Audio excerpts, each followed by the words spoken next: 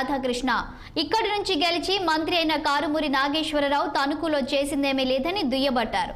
వచ్చే ఎన్నికల్లో కూటమిదే గెలుపని, ఏపీలో అధికారంలోకి వచ్చేది కూడా కూటమి పార్టీలేనని ధీమా వ్యక్తం చేశారు.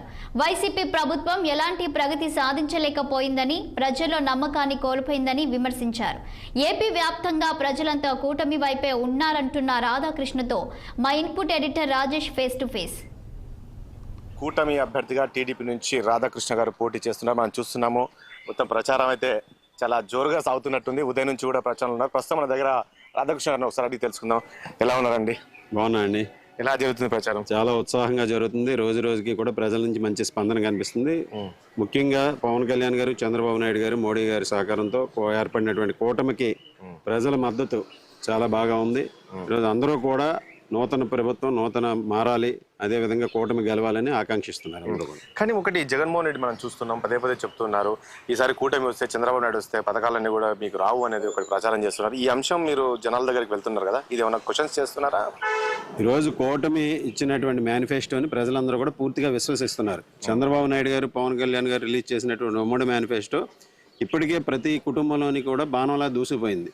అందరికీ కూడా అర్థమైంది ఏ విధంగా ఇస్తున్నారు. జగన్మోహన్ రెడ్డి మోసకారి సంక్షేమాన్ని ప్రజలందరూ కూడా అర్థం చేసుకున్నారు. నవరత్నాలు అని చెప్పి నవమోసాలు చేసి ఈరోజు మేము ఇంటింటికి వెళ్ళినప్పుడు అనేక మంది మా పెన్షన్ తొలగించేశారండి, మా రేషన్ కార్డు తొలగించేశారు, వివిధ నిబంధనలు పెట్టి కరెంటు యూనిట్లు ఎక్కువ వస్తుందని చెప్పి, లేకపోతే బిల్డింగ్ ఎదరకొచ్చిందని చెప్పి, లేకపోతే ఈ విధంగా ఇల్లు ఎదరకొచ్చిందని చెప్పి, షెడ్ ఎదరకొచ్చిందని చెప్పి రకరకాల కారణాలతో అనేక మంది పెన్షన్లు తొలగించినటువంటి విధానం మా దృష్టికి తీసుకొస్తున్నారు ప్రజలందరూ కూడా. ఈరోజు చంద్రబాబు నాయుడు గారు ఎప్పుడు కూడా అభివృద్ధిని, సంక్షేమాన్ని సంపాదనలో తీసుకెళ్లేవారు. పెద్ద ఎత్తున 2014 నుంచి 19 వరకు పెద్ద ఎత్తున సంక్షేమాన్ని అమలు చేశారు. ప్రజలందరూ కూడా నమ్మారు. ఆ రోజు అందరికీ ఇచ్చారు చంద్రబాబు నాయుడు గారు. ఈరోజు మరలా చంద్రబాబు నాయుడు గారు, పవన్ కళ్యాణ్ గారు, మోడీ గారి కూటమి అందరికీ కూడా సంక్షేమాన్ని అందిస్తుందని ప్రజలందరూ కూడా బలంగా నమ్ముతున్నారు. కానీ మీరు కారుమూరి మంత్రి పైన పోటీలో ఉన్నారు, కానీ మంత్రి అంటున్నారు ఈ నియోజకవర్గాన్ని చాలా అభివృద్ధి చేశాను, గతంలో అభివృద్ధికి నోచుకోలేదనే విధంగా ఆయన కామెంట్ చేస్తున్నారు. నేను శాసనసభ్యునిగా ఉన్నప్పుడు ఈ నియోజకవర్గంలో చంద్రబాబు నాయుడు గారు సాధారణంగా ఎవరికి ర్యాంకులు ఇవ్వరు. నాకు 3 సార్లు ఉత్తమ ఎమ్మెల్యే ర్యాంక్ ఇచ్చారు అభివృద్ధిలో. ఈ నియోజకవర్గంలో అటువంటి అభివృద్ధి 2014 నుంచి 2019 వరకు జరిగింది. 2024 నుంచి 2019 నుంచి 2024 వరకు కారుమూరి గారు చేసినటువంటి అభివృద్ధి కాదు, ఆయన సొంత అభివృద్ధి చేసుకున్నాడు. అవినీతిలో రాష్ట్రంలో నెంబర్ 1గా నిలబెట్టాడు ఈ నియోజకవర్గాన్ని. అన్ని విధాలుగాను కూడా అభివృద్ధి అనేది ఎక్కడా కూడా లేదు. ఆయన చెప్పుకోవడానికి ఒక ప్రాజెక్ట్ గానీ ఉందా, లేకపోతే ఉపాధి కల్పించానని చెప్పుకోవడానికి కానీ, ఈ నియోజకవర్గ ప్రజల సౌకర్యార్థం ఇది చేశాను అని చెప్పుకోవడానికి ఒక్క ప్రాజెక్టు కూడా ఆయనకి లేదు. సచివాలయాలు కట్టడం, లేకపోతే పంచాయతీ ఆఫీసులు కట్టడం ఇది కాదు కదా. ప్రజల జీవన ప్రమాణాలు మెరుగే విధంగా, ప్రజలకు ఉపాధి కల్పించే విధంగా, ప్రజలకు మౌలిక సదుపాయాలు కల్పించే విధంగా మేము చెప్పుకోవడానికి 2014 నుంచి 19 వరకు చాలా ప్రాజెక్టులు మేము తీసుకొచ్చాం ఈ నియోజకవర్గంలో. ముఖ్యంగా ఆ రోజు పరిశ్రమలు ఇక్కడ పారిశ్రామికంగా ఈరోజు జిల్లాలోనే ఎక్కువగా ఉన్నటువంటి తణుకు పట్టణంలో ఆ రోజు ఎలక్ట్రిసిటీ లోటు ఉంటే ఒక సబ్స్టేషన్ నిర్మాణాన్ని 84 కోట్ల రూపాయలతో 220 kV సబ్స్టేషన్ నిర్మాణం చేపట్టాం. ఈరోజు దానివల్ల ఇక్కడ పరిశ్రమలకి కరెంటు కోత లేకుండా, కరెంటు లోటు లేకుండా అందరికీ అందుతుంది. దానివల్ల ఇక్కడ ఉపాధి పెరుగుతుంది. ఆ విధంగా కొత్త పరిశ్రమలు కూడా వచ్చినాయి గత 4-5 సంవత్సరాలు. మీరు గెలిస్తే మీ ముందున్న సవాల్ ఏంది? మీ తణుకు నియోజకవర్గానికి చేయాల్సిందేముంది?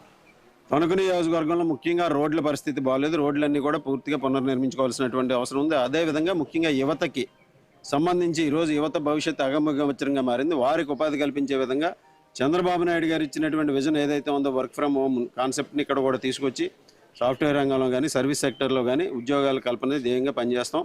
దాంతోపాటుగా తణుకు పట్టణం పూర్తిగా మురికి కూపంగా మారింది. ఈరోజు 5 సంవత్సరాల్లో పూర్తిగా నిర్లక్ష్యం చేసి పారిశుద్ధ్యం లేకుండా దోమల సమస్యతో ప్రజలందరూ కూడా అల్లల్లాడిపోతున్నటువంటి పరిస్థితి ఇక్కడ చూస్తున్నాం. మేము వార్డులో వెళ్ళినప్పుడు ప్రజలందరూ కూడా కంప్లైంట్ చేసేది ముఖ్యంగా పారిశుద్ధ్యం బాగాలేదు, అదేవిధంగా దోమల సమస్య ఎక్కువగా ఉందనేది. 5 సంవత్సరాల్లో ఒక్కసారి కూడా వీళ్ళు ఫ్యూమిగేషన్ చేయకుండా ఉన్నటువంటి పరిస్థితి ఉంది. ఆ విధంగా ఈరోజు ఇటువంటి సమస్యలన్నింటినీ కూడా ముందుగా తీర్చడం జరుగుతుంది. మీ గెలుపు ఈజీ అని మీరు అంటున్నారు, అంటే మీ అంత కాన్ఫిడెన్స్గా చెప్తున్నారు ఎందుకంటే జనసేన మీకు మద్దతు ఇస్తుంది కాబట్టి ఈజీ అయిపోతుంది అనుకుంటున్నా? ఈరోజు కూటమి మద్దతు ఇవ్వటం ఒకటి, గతంలో నేను చేసినటువంటి అభివృద్ధి, నా ట్రాక్ రికార్డు ఈరోజు ప్రజలందరూ కూడా ఈ నియోజకవర్గంలో ఆర్మీల రాధాకృష్ణ నమ్ముతున్నారు. అలాగే తెలుగుదేశం పార్టీ, జనసేన, బీజేపీ కూటమిగా 3 పార్టీల సహకారంతో 3 పార్టీల శ్రేణులు అందరూ కూడా నాకు పూర్తిగా ఎటువంటి భేదాభిప్రాయాలు లేకుండా అందరూ కూడా సంపూర్ణమైనటువంటి మద్దతు ఇచ్చి 3 పార్టీల శ్రేణులు కూడా నన్ను నడిపిస్తున్నారు. చివరిగా ఒక విషయం చెప్పండి, మిమ్మల్ని గెలిపించాలి, అసలు మీకే ఓటు వేయాలి ప్రజలంటే ఎందుకు వేయాలి? మీకు ఓటు వేయాలంటే ఏం చెప్తారు? ఈరోజు తణుకు నియోజకవర్గాన్ని రాష్ట్రంలోనే ప్రథమ స్థానంలో అభివృద్ధిలో పెడతాను, దానికి ఓటు వేయాలి. అదేవిధంగా ప్రభుత్వం అందించేటటువంటి సంక్షేమ కార్యక్రమాలను అర్హులందరికీ కూడా ఇవ్వడం జరుగుతుంది. అభివృద్ధిని సంక్షేమాన్ని ఈ నియోజకవర్గంలో పరుగులు పెట్టించడం జరుగుతుంది. థ్యాంక్ యూ అండి, థ్యాంక్ యూ. చూసాం కదా, మొత్తానికి చెప్తున్నారు, ఖచ్చితంగా ధీమా వ్యక్తం చేస్తున్నారు, ఖచ్చితంగా తనకు అభివృద్ధి చేస్తాను అని చెప్పేసి కూడా చెప్తున్నారు. అందుకు నన్ను ప్రజలందరూ కూడా నా పైపే ఉన్నారు, విశ్వాసంతో నన్ను గెలిపిస్తారని కూడా తెలుస్తుంది అని చెప్తున్నారు. కెమెరా పర్సన్ శ్యామ్తో తనకు రాజేష్ 60.